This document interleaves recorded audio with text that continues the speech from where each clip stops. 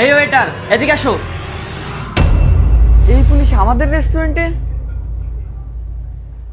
Sir আপনি যদি 500 জনের অর্ডার করেন তাহলে কিছুটা কম রাখা যাবে।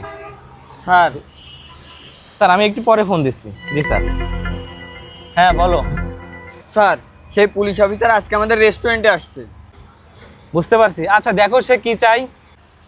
না না স্যার, ওনার কোনো অর্ডার নিতে আমি যাব না।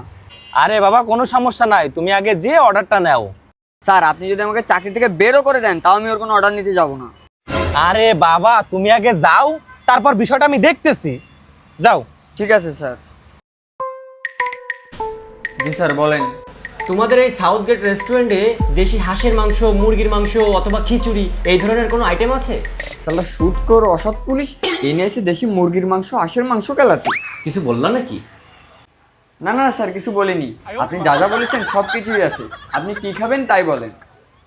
তাহলে তুমি আমার জন্য খিচুড়ি আর হাঁসের মাংস নিয়ে আসো। আচ্ছা ঠিক আছে আনতেছি।